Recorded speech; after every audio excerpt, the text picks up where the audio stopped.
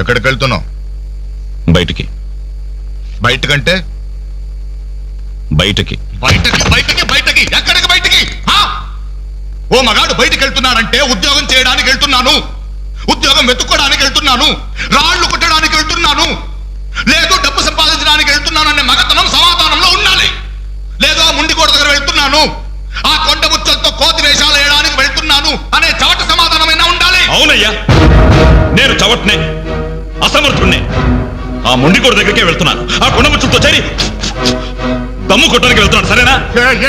ఇంకా ఎన్నాళ్ళు ఆ బేవర్సగాళ్ళతో తిరుగుతావురా? ఉద్యోగం రాని వాళ్ళంతా నీ దృష్టిలో బేవర్సగాళ్లే, కానీ వాళ్లే నా ఫ్రెండ్స్, నా ఆత్మీయులు. నా కష్టాలు వినేది వాళ్లే, నా కన్నీళ్లు తుడిచేది వాళ్లే. వాళ్ళతో మాట్లాడితేనే నాకు మనశ్శాంతిగా ఉంది. ఏడ్చావు?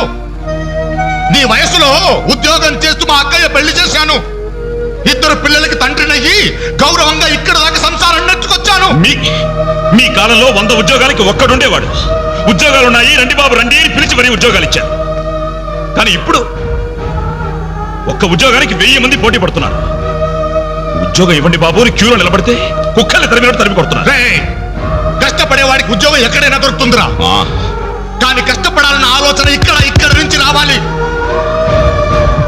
వారం రోజుల నుండి చెల్లికి పెళ్లి పనులు చేయాలన్న జ్ఞానం ఉందా? నేనెందుకు చేయాలి? నేనెవరినని చేయాలి?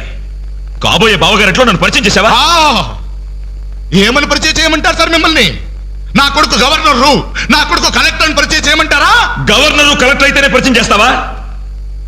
నీ కొడుకు నాకు మాత్రం విలువ. ఏ రోజు నువ్వు ఉద్యోగానికి వెళ్తావో ఆ రోజే నువ్వు నా కొడుకువి. నువ్వు నన్ను కనడం కంటే ఓ ఉద్యోగానికి కనుండాల్సింది. నువ్వు పరిచయం చేసినా చేయకపోయినా నా చెల్లి పెళ్లి పనులు నేను చూసుకుంటాను. నీ కొడుగ్గా కాదు, నా చెల్లెలకు అన్నయ్య.